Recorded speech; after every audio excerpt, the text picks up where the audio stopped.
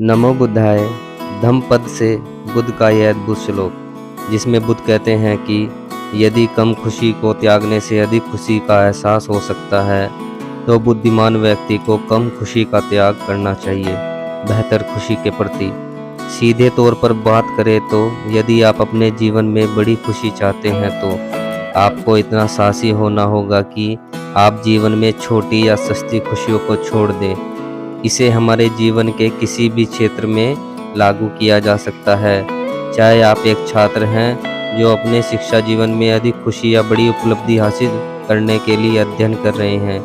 कुछ चीज़ें हैं जो आपको उस उपलब्धि से दूर रखती हैं। कभी कभी वे चीज़ें कुछ आनंददायक चीज़ें हो सकती हैं, जैसे मूवी देखना, सोशल मीडिया पर स्क्रॉल करना। लेकिन शुरुआत में जब हम इसे देखते हैं तो यह बहुत आनंददायक होता है, इसका अपना अलग मनोरंजन होता है। लेकिन समस्या यह है कि यह हमसे बहुमूल्य समय को छीन लेता है, हमसे बहुमूल्य समय चुरा लेता है ताकि हम समय बर्बाद कर सकें एक सस्ती खुशी के लिए। और जो हम चूकते हैं वह भविष्य में एक बड़ी खुशी है जो अभी आने वाली है। इसलिए बुद्ध कहते हैं यदि आप जीवन में एक बड़ी खुशी चाहते हैं तो आपको इतना साहसी होने की ज़रूरत है कि उन सस्ती खुशियों को छोड़ दे जो आपको दूर रखती हैं उस अधिक खुशी को प्राप्त करने में। यह भिक्षुओं के जीवन पर भी लागू होता है। यही कारण है कि व्यक्ति भिक्षु बन जाते हैं।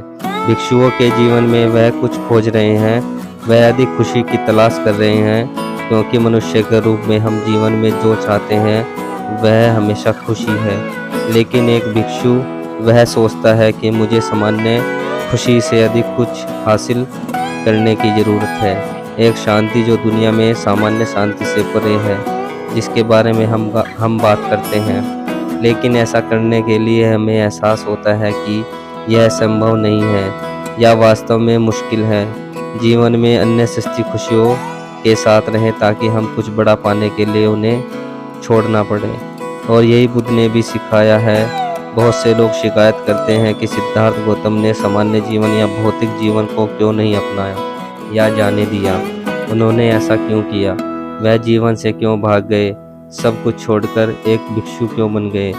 बात यह नहीं कि वह जिम्मेदारियों से भाग गए, बात यह है कि वह समय पर समझ गए कि जीवन में बड़ी मुक्ति या जीवन में बड़ी शांति प्राप्त नहीं कर सकते हैं, जो है कि इस गृहस्थ जीवन में रहकर निर्वाण प्राप्त करना। इसलिए उन्होंने उस गृहस्थ जीवन को छोड़ दिया और एक भिक्षु बन गए और उन्होंने आध्यात्मिक मार्ग की तलाश शुरू कर दी और उन्होंने निर्वाण पाया और उन्होंने मुक्ति पाई। और इसके अलावा वे इससे रुके नहीं और वापस आए और महल में रहने वाले हर व्यक्ति को शांति की स्थिति प्राप्त करने में मदद की, ताकि यदि कोई व्यक्ति जीवन में अधिक खुशी चाहता है तो उसे इतना साहसी होने की ज़रूरत है कि वह उन सस्ती खुशियों को छोड़ दे जो वह कर रहा है, क्योंकि यह हमारे जीवन और हमारे समय को बर्बाद कर देता है। कभी कभी यह एक जहरीली आदत हो सकती है। इसे एक उदाहरण से समझते हैं। यह शुरू में वास्तव में आसान और आनंददायक होती है, लेकिन बाद में यह आपके जीवन को बहुत कठिन बना देती है। इसलिए कहते हैं कि आप वह करते हैं जो आज आसान है तो आपका जीवन कल कठिन हो जाएगा, और यदि आप वह करते हैं जो आज कठिन है तो आपका जीवन कल आसान हो जाएगा। इसलिए दुनिया इस बुरी आदत के लिए ऐसे कार्य करती है।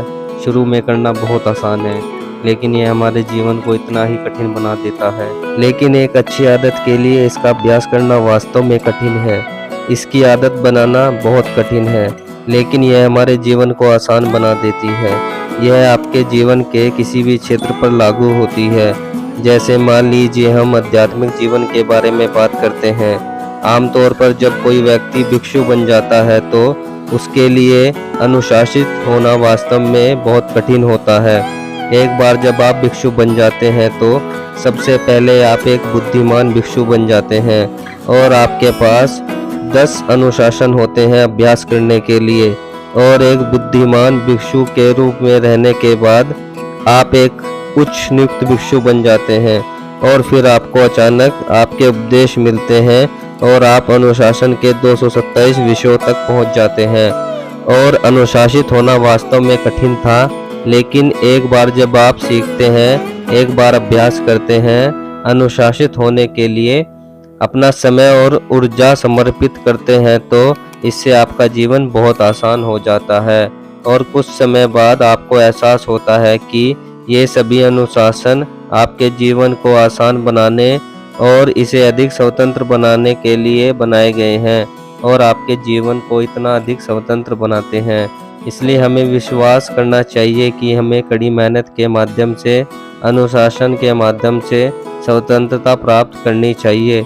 इसलिए अपने जीवन पर एक नज़र डालें कि कौन सी चीज़ें हैं जो आपको अपने जीवन में बड़ी उपलब्धियां या अपने जीवन में बड़ी खुशियों को प्राप्त करने से दूर रखती हैं, और जब आप उन्हें नहीं कहते हैं तो उन्हें नहीं कहने के लिए पर्याप्त साहसी बने।